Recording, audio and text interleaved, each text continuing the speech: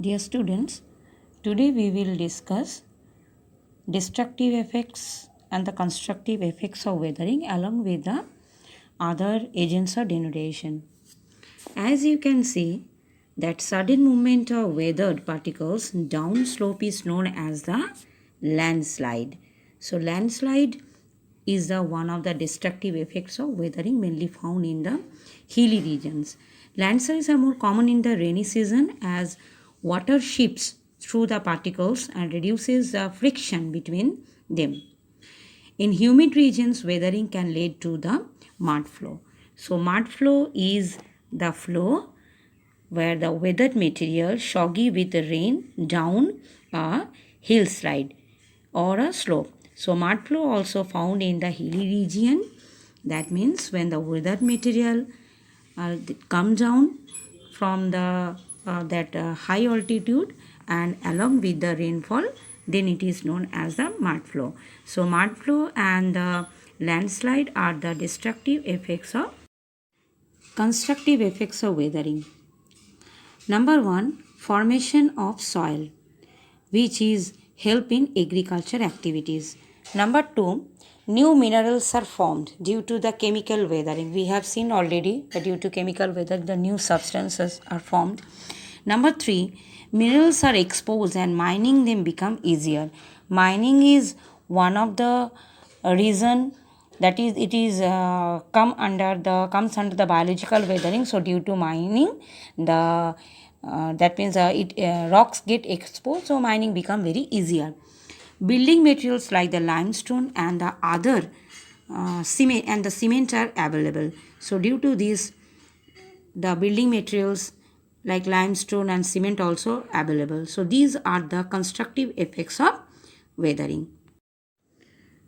Meaning of denudation. The denudation is a process of breaking down of rocks and removing the earth's surface through erosion and weathering, resulting in the reduction of elevation of relief. So it is a process in which the rocks get break down and the weathered material they remove from one place to another through erosion, and because of that the elevation, that means the height of the particular area or the physical feature, is reduced. Denudation leads to a change in landscape and landforms on the earth. Now there are some agents of denudation are also there, like the main agents of denudation are wind, river, sea waves, glaciers, etc. So we will learn more things, that means the rivers and wind, that how wind and river they cause denudation, we will learn now. A river has its origin from various sources. A river can be origin from a lake, a river can be origin from a glacier or mountain or even the underground water reserve also.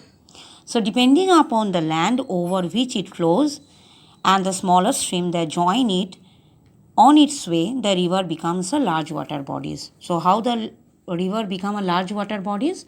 When the river is joined with other rivers, that means the tributaries and the distributaries, then the river becomes a large water bodies. Now here are some of the that stages of a river. The journey of a river from its course, that means from where it begins to the mouth, that means where the river it meet with ocean or sea, it is divided into 3 stages: the upper course, the middle course, and the lower course. The river in its upper course does the main work of erosion.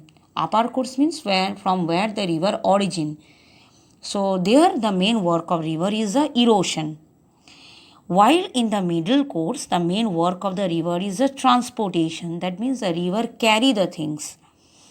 So, and the lower case, the main work of the river is the deposition. That means whatever things the river carries with it, it deposit in a particular place, that means near the mouth of the river, known as the lower course. A river erodes the rocks and soil over which it flows. The work of attrition wear out or reduces the size of the rocks gradually. Obviously, when the river, it will flow over a particular area with the friction of the river, the big size of rocks, it becomes smaller in size. You will find a rock in the riverbed rather rounded due to it. And not only that, that means the side of the rock, it also become round in shape because of the friction with the river. The same rock get reduced to sand and silt as the river moves further downstream. So in a mountainous area, a big kind of size of rock, when it comes along with the river in the middle course, it becomes smaller inside. And the same rock with the friction of the river, when it comes further downstream, then it becomes silt or sand. Finally, the rock is reduced to silt and clay, which is fertile alluvium that deltas are made of.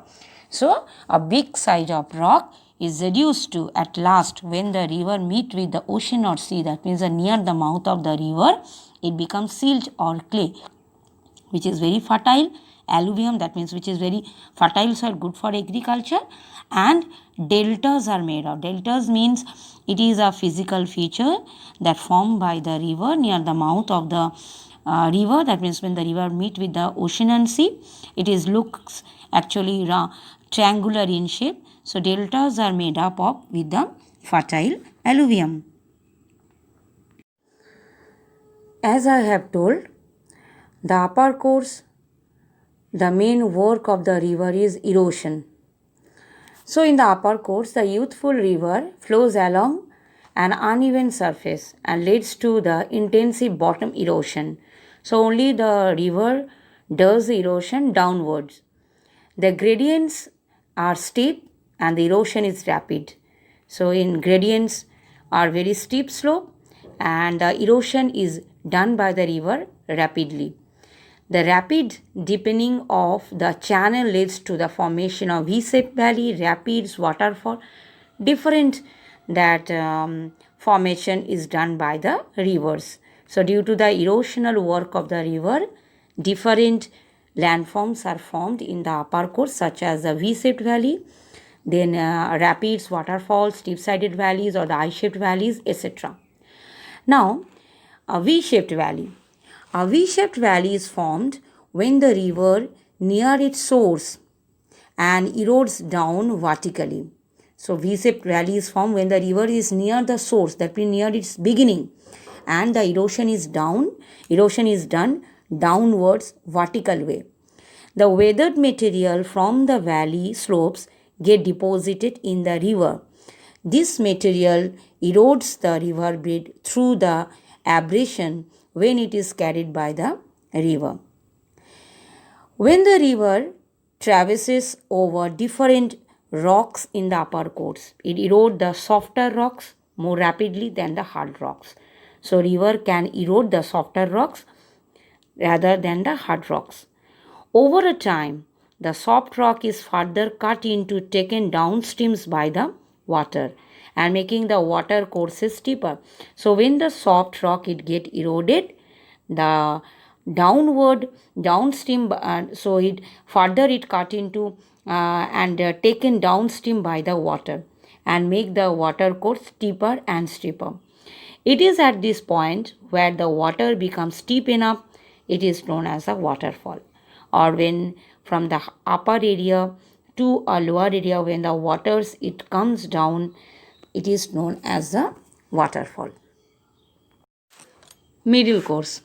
In the middle course, the erosive power of the river reduces little bit as it enters the plain and the transportation works become very important. The river start meandering, that means the river cannot move in a straight way. That times the river takes so many bends, that is known as a meandering. The topography, that means the physical features formed by the river in the middle course are like meanders, then oxbow lake, then floodplain, alluvial formation, etc. Meanders are formed when the river in its middle course entered the plains from a higher relief cuts through its bank. So meanders mainly found in the middle course of the river. Lower course. In the lower course, the gradients are gentle and the velocity is very low. So in the lower course, that means when the river is going to meet with the ocean and the sea, that time the gradients, that means the slope of that particular area is become very less, and the velocity speed of the river is also very low. Thus, the river loses most of its erosive power.